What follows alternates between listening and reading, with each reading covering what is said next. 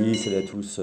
Voilà, je reprends un petit peu le format vidéo pour justement faire une petite information sur un sujet qui me parle tout particulièrement. Déjà que j'ai l'impression de subir vraiment sur les réseaux sociaux, hein. J'en avais déjà fait à un moment donné une sorte de coup de gueule par rapport à tout ce qui était marketing en ligne. Et j'aimerais vraiment faire un post là-dessus sur ce que j'appelle les dessous de la manipulation. Parce qu'aussi, j'ai une amie qui est en train de plonger, là, qui est en train de se laisser complètement endoctriner là, par notamment ce qu'on appelle le MLM, hein, le marketing, multiple layer marketing, c'est-à-dire le marketing multiniveau, marketing de réseau, avec toutes ces promesses et ces étoiles dans les yeux. Voilà, on va rentrer un peu plus dans le détail.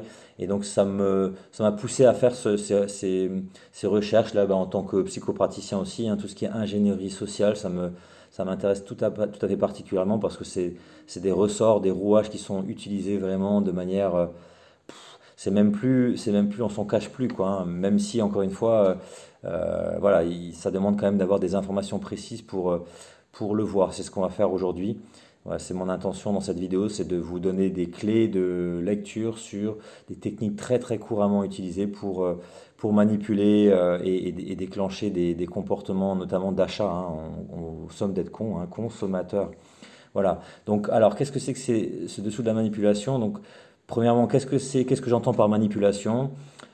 J'aimerais ensuite vous parler des 6 principes fondamentaux de la manipulation tels que les a définis Robert Cialdini, qui est un psychologue américain qui est vraiment expert dans le domaine, en tout cas qui s'est beaucoup penché sur ce sujet-là. Voilà, on va rentrer dans le détail après. On va voir aussi ce qu'on appelle les biais cognitifs, hein. Il y en a une dizaine que je vais mettre en avant. Ensuite, on partira sur des exemples concrets de manipulation donc dans le marketing, hein, voilà, donc ce qu'on appelle des techniques de persuasion, mais qui en fait sont des techniques de manipulation. Là, on en verra quelques-unes, ouais, aussi, hein, 5 ou 6. Et puis pour finir, effectivement, des méthodes aussi pour contrer ces techniques manipulatrices qui pullulent littéralement sur les réseaux sociaux. Voilà, donc qu'est-ce que c'est que donc les dessous de la manipulation? C'est clair, c'est un constat. Voilà, on est saturé d'informations en tout genre qui regorgent de créativité pour essayer de séduire et attirer, hein. Et donc en fait, l'idée n'est pas d'informer les gens, n'est pas d'être dans la transparence, mais au contraire de vraiment chercher à capter les émotions pour ensuite contrôler les comportements tout simplement. Voilà. Donc moi je vous invite à travers ce post à vraiment garder les yeux ouverts sur ces fameuses stratégies qui peuvent orienter nos choix à notre insu tout simplement. Voilà. Et donc ici je vais vous expliquer de manière quand même exhaustive comment certaines méthodes de persuasion virent à la manipulation. Alors qu'est-ce que c'est que la manipulation? Tout simplement, c'est des techniques psychologiques, hein, des techniques qui ont été vraiment testées de manière empirique, hein, depuis des décennies, hein. Ça a commencé par Skinner avec le fameux chien de Pavlov aussi, hein, l'expérience de Pavlov. Vraiment, on arrive à provoquer des comportements en connaissant les failles psychologiques, les biais cognitifs, les fragilités de l'être humain. Alors, euh, tout ça dans le but effectivement donc d'exploiter nos faiblesses émotionnelles et cognitives, hein, pour influencer les décisions. L'idée c'est de s'appuyer, de rendre l'auditeur ou la personne ou le surfeur, enfin voilà, la personne qui surfe, hein, le consommateur, le rendre vulnérable tout simplement et provoquer des engagements progressifs. Voilà, en s'appuyant encore une fois sur une connaissance précise de son profil, hein, c'est-à-dire voilà quel type de problème il a, quel type de rêve il a aussi, hein. Et donc à partir de là, plus je connais mon entre guillemets prospect, hein, c'est comme ça que ça s'appelle en fait en marketing, plus je vais pouvoir appuyer sur ses failles pour le manipuler mieux, quoi. Alors on n'est pas du tout dans le libre arbitre pleinement éclairé, hein, c'est pas du tout le but du jeu. Voilà. Alors voilà, on va rentrer sur ces 6 fameux principes de la manipulation, hein, donc de Robert Cialdini, qui a écrit un livre que je vous recommande de lire, qui s'appelle Influence et manipulation. Voilà. Donc parmi ces 6 principes, il y a en premier le principe de réciprocité. Alors qu'est-ce que c'est que ça? C'est un peu ce qu'on retrouve sur les marchés, chez des commerçants. C'est l'échantillon gratuit. On vous donne un petit morceau, vous voulez goûter s'il vous plaît? Voilà, ça sera très bien. On fait un petit cadeau de bienvenue.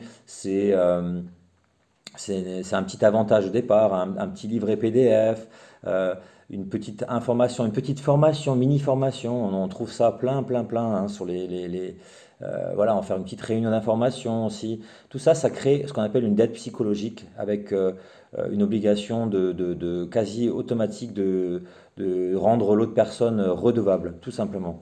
Voilà. Donc, et ça va vraiment augmenter la probabilité par la suite d'accepter des demandes plus fortes, des demandes qui sont émotionnellement ou financièrement plus engageantes, hein, avec des formations ensuite qui coûtent beaucoup plus cher que cette formation initiale qui est en fait une manière de chercher à convaincre les gens à s'engager par la suite de manière plus importante. Voilà. Et ça va amener aussi à peut-être à faire des achats qui n'étaient pas du tout prévus au départ, quoi. Donc derrière ce geste complètement anodin, eh bien, il y a un puissant levier pour lever les réserves et en manipulant justement ce besoin inné de réciprocité, qui est le premier principe de manipulation, le principe de réciprocité. Deuxième principe sur lequel s'appuient les manipulateurs, c'est le principe de l'engagement et de la cohérence, ce qu'on appelle foot in the door, le pied dans la porte, hein. Donc c'est derrière un petit engagement anodin. Je demande l'heure. Vous avez l'heure, s'il vous plaît? Oui, oui, oui. Je dis oui. Une fois que j'ai dit oui à quelque chose de complètement anodin, eh bien, je suis beaucoup plus enclin à poursuivre parce que j'ai ce principe de cohérence derrière. Voilà, une fois que je vais chercher à m'aligner sur une première décision, même qui est complètement anodine, hein. Voilà. Euh, et c'est ce qu'on appelle, voilà, effectivement, par exemple, en LMA, MLM, voilà, on a des premières rencontres, un séminaire gratuit, et une fois qu'on est complètement immergé dans cet univers, eh bien, ensuite, on est enclin, basé sur ce principe d'engagement premier et de cohérence, eh bien, aller au bout et à pas revenir sur sa décision initiale, hein. C'est ce qu'on retrouve aussi sur des offres en fait qui vont attirer les personnes dans le magasin. Et puis quand on est à l'intérieur, on se rend compte que eh ben, l'offre n'existe pas. Mais par contre, il y a autre chose derrière qui coûte un peu plus cher, qui a un peu moins d'avantages, mais finalement on va y aller. C'est aussi des paniers, hein. Vous avez des paniers sur le net. Voilà. On y va, on valide les paniers, etc. Et au moment de finaliser, on se rend compte que le produit a disparu et que ben, à la place, on met autre chose. Et là, bah, du coup, on a passé déjà une demi-heure, on va aller quand même au bout. Voilà, on veut rester cohérent. C'est pareil pour tous les jeux de hasard, entre guillemets dit de hasard, les lotos et compagnie. Bah là, j'ai investi, j'ai perdu dans les casinos, ça marche très bien. Les casinos font fortune sur ce principe de l'engagement et de la cohérence. Voilà, j'ai joué, maintenant je vais aller au bout, je vais jouer jusqu'à ce que je vais gagner, jusqu'à ce que je gagne en finale. Mais au final, on a perdu beaucoup plus, quoi. Voilà. Troisième principe, c'est le principe de la preuve sociale. C'est en fait, dans des cas d'incertitude, eh bien, je vais me faire comme tout le monde, hein, comme monsieur tout le monde. C'est ce qu'on appelle la confluence aussi, hein, c'est un biais complètement naturel, quoi. Se conformer à la norme, c'est quelque chose de très rassurant, et parce qu'on veut être normal, surtout pas être anormal et prendre le risque d'être rejeté.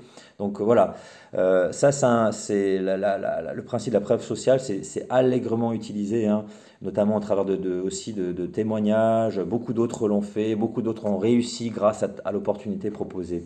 Voilà, on a les fameux témoignages, les vidéos de réussite, affichage de chiffres impressionnants, on a les fameuses success stories, hein, les contes de fées qu'on raconte, hein. C'est super, on voit voilà, très souvent ce processus qui est utilisé, raconter des histoires, hein, ça c'est quelque chose qui fait vendre. Voilà, même si ces histoires sont drapées de mensonges par omission, qu'elles sont embellies, c'est pas un problème. Pareil, vous avez des réunions et donc on a une ambiance collective très valorisante. C'est parce que tu le vaux bien, on va applaudir, etc. Et du coup, ça devient très difficile de quitter le mouvement, hein. On s'appuie vraiment sur l'instinct grégaire de l'être humain, quoi. La mise au banc est très compliquée. Donc là, on reçoit une dose d'adrénaline, on est reçu dans des cadres prestigieux avec des lumières. On a vraiment une grosse dose d'endorphine et ça devient très difficile de faire marche arrière après, hein. Voilà.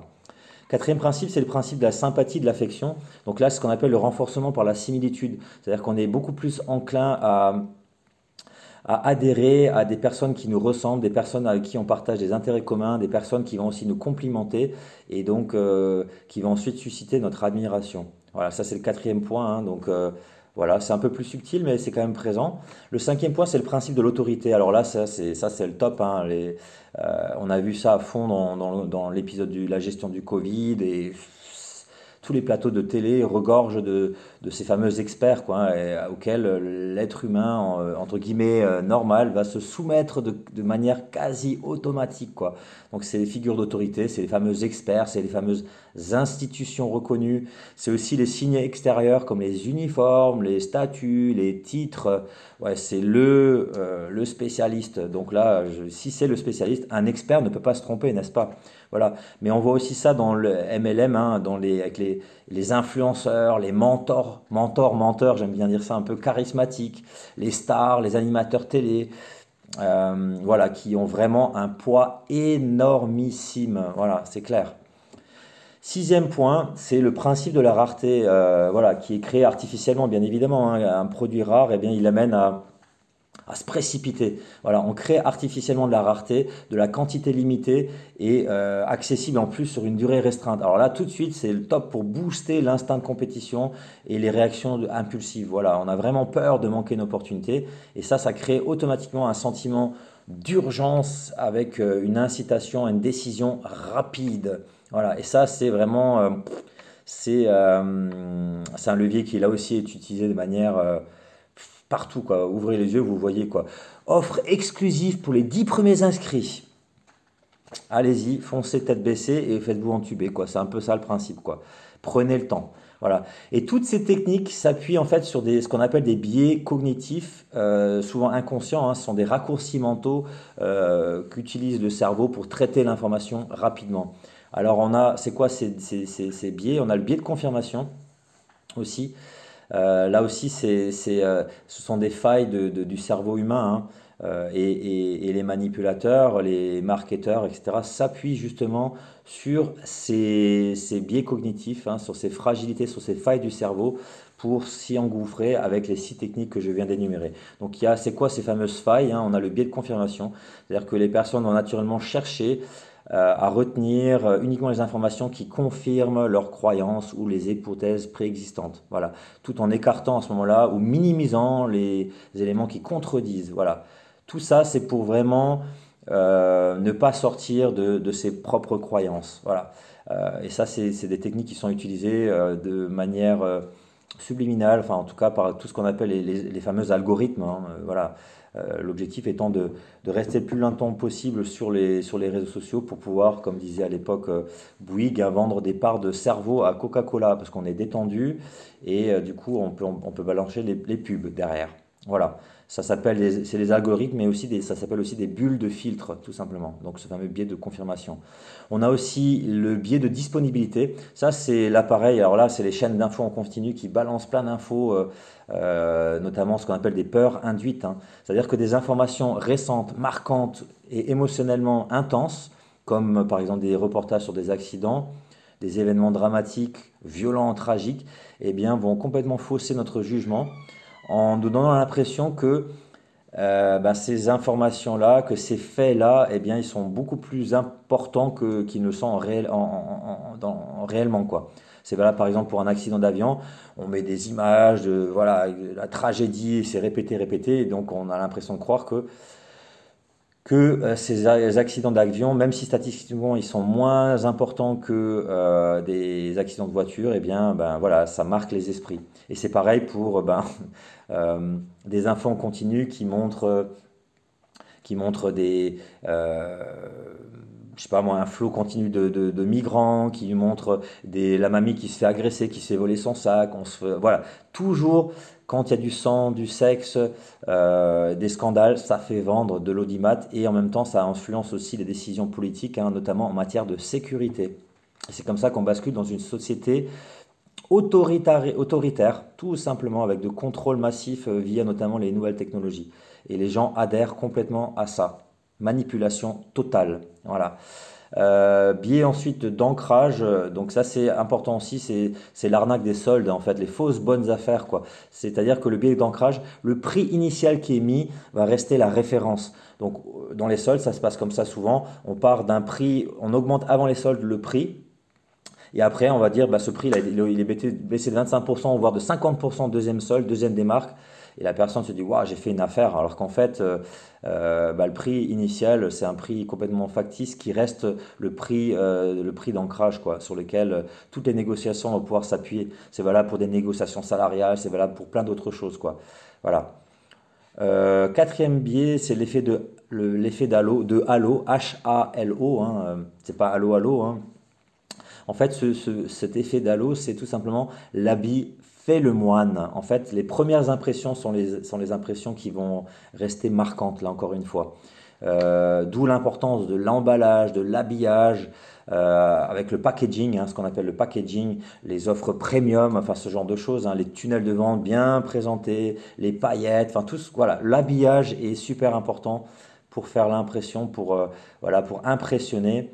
C'est pour ça qu'il y a aussi ces fameuses stars, les belles femmes, etc., pour vendre certains produits. Bah là, c'est une manipulation. Pourquoi? Parce que ça donne l'impression que le produit est de meilleure qualité qu'il ne l'est en réalité.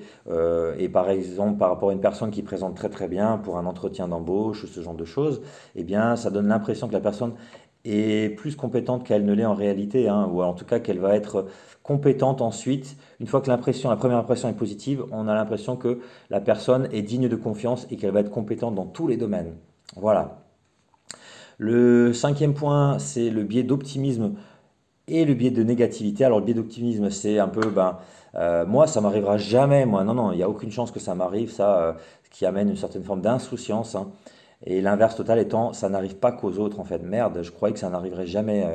Voilà. Bah si, voilà. Faire attention à trop d'optimisme. Voilà. Le biais de négativité, au contraire, c'est une tendance en fait à voir le verre à moitié vide, hein, et donc à accorder plus de poids aux informations, aux expériences négatives qu'aux expériences positives. Et là, des fois, il y en a qui appuient là-dessus aussi beaucoup pour ensuite peut-être essayer de vendre certaines choses, voilà, en insistant au préalable sur le négatif. Le sixième effet, le sixième biais cognitif, c'est l'effet de Dunning-Kruger. Alors là, j'aime bien celui-là, c'est au royaume des borgnes, les aveugles sont rois. Voilà, c'est-à-dire, en gros, moins j'en sais, plus je fanfaronne, et inversement, plus j'en sais, plus je me rends compte de mon ignorance, et du coup, je deviens humble. Voilà. Donc, prendre le temps de vraiment regarder ça, quand les personnes donnent l'impression d'être vraiment, de maîtriser, d'être très sûr d'elles, allez vous renseigner quand même, hein. Le biais de représentativité, ben ça c'est ce qu'on appelle les fameux préjugés, les stéréotypes, les délits de faciès, hein. On retrouve ça aussi voilà, dans le domaine de la justice. Il a une tête de criminel. Inversement, les lunettes, c'est des intellos. Les jeunes, c'est éventuellement dynamique. Le cadre, c'est pareil. C'est un cadre, c'est quelqu'un de dynamique, de confiance, etc. C'est aussi tout ce qui est le racisme aussi, hein. Voilà, je ne vais pas rentrer dans les détails, mais c'est le biais de représentativité. Tous les jugements et les préjugés. C'est Einstein qui disait d'une certaine manière qu'il est plus facile de briser un atome qu'un préjugé. Ensuite, il y a le biais de statu quo et le biais de cadrage. Alors, le biais de statu quo, c'est l'inertie en fait, hein. Souvent, l'inertie organisationnelle, c'est on préfère rester avec ce qu'on connaît. On a souvent peur de l'inconnu et de déranger nos habitudes préétablies. Ce qu'on appelle souvent la zone de confort. Difficile de sortir de la zone de confort. Le biais de cadrage, quant à lui, c'est en fait, eh bien, c'est la manière dont une information est présentée et formulée va radicalement changer notre décision. Par exemple, si on dit à quelqu'un qui va se faire opérer, vous savez, il y a 90% de patients guéris, vous allez sans doute vous faire opérer. Si par contre on vous dit, ben voilà, il y a 10% de personnes qui meurent suite à cette opération, donc est-ce que vous allez vous faire opérer? La réponse va être non, alors que les statistiques sont exactement les mêmes. Voilà, donc prenez attention aussi à la manière dont les questions sont formulées, dont l'information est présentée. Voilà. Toutes ces techniques, en fait, voilà, sont vraiment là pour minimiser le libre arbitre et empêcher une prise de décision réfléchie. Donc vraiment, on n'est pas du tout dans la transparence, dans l'information, mais vraiment dans chercher à provoquer des émotions pour contrôler le comportement. Voilà, et on retrouve ça, donc on va passer à des exemples concrets. Le MLM, hein, le marketing multiniveau, hein, qui procède souvent par trois phases, hein, vraiment d'endoctrinement, comme dans des sectes, hein. Phase de séduction, phase de déconstruction et enfin phase de reconstruction. Phase de séduction, c'est ce que je disais avant, hein, c'est des séminaires voilà, avec plein de flashlights, avec des mentors charismatiques, avec beaucoup voilà, de vente de rêves, de liberté financière, d'indépendance, etc. d'encouragement, de témoignage. Voilà, la personne est vraiment, elle repart boostée aux hormones, hein, carrément, c'est le cas de le dire. Et ensuite, bah, une fois qu'elle a fait ce premier engagement, elle va aller au bout, hein. Donc tout ça, on retrouve les six principes fondamentaux ensuite de la manipulation, quoi. Pied dans la porte, etc., etc.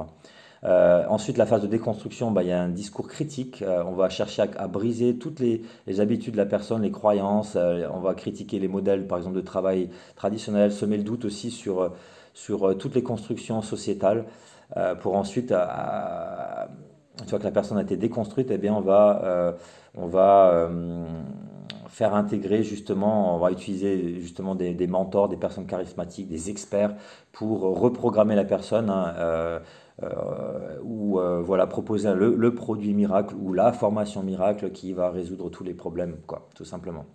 Voilà, et qui va permettre d'atteindre cette vie de rêve qui a été faite, miroiter lors de la phase de séduction, de rassemblement. En quelque sorte, en politique, on appelle ça la phase de rassemblement, où les promesses n'engagent que ceux qui veulent bien y croire. Voilà. Voilà, donc ça c'est des techniques, on utilise vraiment allègrement la preuve sociale, l'appel à l'autorité, ce que je disais, les fameux storytelling, etc. Tout ça pour minimiser les risques réels, hein, voilà, tous les risques sont occultés au profit d'un rêve idéalisé.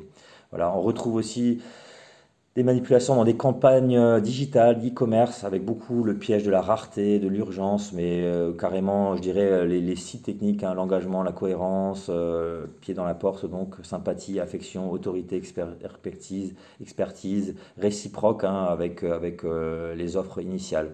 Il y a aussi les publicités, les grands groupes, là, hein, Just Do It, etc. Des messages aussi, parce que vous le valez bien, ça c'est, tu le mérites, tu vois, ça c'est vraiment de la manipulation. On est là-dessus là, on utilise beaucoup, ces grandes marques utilisent beaucoup l'éthos, le pathos et le logos d'Aristote, hein. C'est vraiment les principes de la persuasion, hein. Donc, on a d'un côté des arguments logiques avec des données statistiques, des beaux schémas, et à côté de ça, des récits, des fameux storytelling, encore une fois, les récits de succès, des récits émotionnels, hein. On voit voilà, des témoignages de clients qui ont été transformés grâce à ce produit, par exemple. Voilà. Donc tout ça, c'est de créer une forte résonance, euh, c'est de créer une forte résonance émotionnelle, voilà. Et c'est appuyé ensuite, encore une fois, par des témoignages poignants. On retrouve toujours les témoignages, hein, même si les témoignages sont boostés aux hormones, encore une fois, sont modifiés, ne reflètent pas la réalité. C'est pas grave, ils seront là, ces témoignages. Voilà, on a aussi l'approbation de proches qui viennent confirmer l'authenticité apparente du message. Voilà. Donc, et pour finir, donc j'aimerais passer sur quelques méthodes toutes simples pour se prémunir contre ces techniques manipulatrices. Eh bien, première étape, c'est vraiment repérer tous les signaux d'urgence, et faire preuve de prudence, hein. Voilà, prendre le temps. Voilà, quand il y a une exagération de l'urgence et de la rareté, est-ce que c'est pas une urgence, une rareté provoquée tout simplement, hein, bien sûr. Vous voyez dans les commerces, vous voulez faire une galette des rois vous-même au moment après Nouvel An, ben vous verrez qu'il n'y a plus de pâte feuilletée. Par contre, voilà, le but c'est de faire vendre les galettes des rois toutes faites qui coûtent 6 fois plus cher. Voilà. Ensuite, pareil, quand il y a des témoignages, hein, vérifier bah, les témoignages trop homogènes, excessivement positifs. Voilà. Pareil, il y a souvent des groupes qui sont créés où ils vont, voilà, les témoignages sont factices ou alors sont le fait entre guillemets d'amis qui sont entre guillemets de complices, entre guillemets, quoi, on peut dire ça comme ça, quoi. Il y a aussi des bots et des trolls qui ont été utilisés, bien évidemment, hein, des bots, des robots, voilà, pour, euh, pour influencer les achats ensuite. Pareil, quand vous faites preuve, si vous êtes face à quelqu'un qui vraiment fait preuve qui cherche à vous déconstruire, à mettre vraiment une pression psychologique très forte, voire un viol psychique, pour essayer de détruire vos valeurs, vos croyances, eh bien, là, pareil, prendre du recul, faire preuve de ce qu'on appelle de l'aïkido verbal, c'est-à-dire je reste dans les faits, je fais preuve d'humour, je vais surexagérer les choses, voilà, je vais pas mordre à l'hameçon, je vais prendre la distance grâce à l'humour, je vais exprès exagérer les choses ou je vais rester au contraire dans des simples faits, voilà, dans des faits avec éventuellement aussi une distance émotionnelle, une sorte d'indifférence. Voilà. Ça permet de reprendre, entre guillemets, le contrôle de la situation et pas rentrer dans les jeux psychologiques. Voilà. Pareil, chercher des informations dans d'autres sources que les médias mainstream, hein, des sources indépendantes. Toujours prendre du recul, laisser dormir, passer une nuit, jamais céder à l'urgence, important. Cultiver l'esprit critique, voilà, voilà par rapport à ce type de vidéo que je vous fais là, je mettrai sans doute un texte qui appuie cette vidéo. Voilà, vous pouvez partager, diffuser, réécouter, lire. Informez-vous, lire le livre de Cialdini par exemple, il y en a d'autres aussi, hein. Il y a Noam Chomsky qui a fait quelque chose de très bien là-dessus aussi, sur tout ce qui est technique de manipulation. Voilà. Voilà, bah écoutez, posez-vous les bonnes questions, hein, prenez du recul, hein, voilà, c'est vraiment, c'était ça l'objectif, hein, de ma vidéo, c'est de faire prendre conscience que ces techniques de manipulation, qu'elles soient appliquées par le biais du marketing traditionnel ou à travers les réseaux sociaux, eh bien vraiment vont toujours et encore exploiter nos failles, hein, nos failles narcissiques, nos biais cognitifs, nos fragilités, pour pousser à des décisions impulsives et bien sûr parfois préjudiciables, hein, c'est-à-dire on s'est engagé et normalement, il doit toujours y avoir un pouvoir de rétractation derrière, hein, les fameux 14 jours de rétractation. Bah, utilisez-les, hein, si besoin. Et vraiment, en ayant conscience que vous n'êtes pas obligé d'aller au bout. Vous avez le droit de faire marche arrière. Voilà, hein, c'est prendre conscience de ça. Voilà, bah écoutez, je vous embrasse. J'espère que cette vidéo, eh bien, vous apporte quelque chose. En tout cas, je vous embrasse et je vous dis à très bientôt sur autre chose, toujours dans cette spontanéité. Voilà, à bientôt.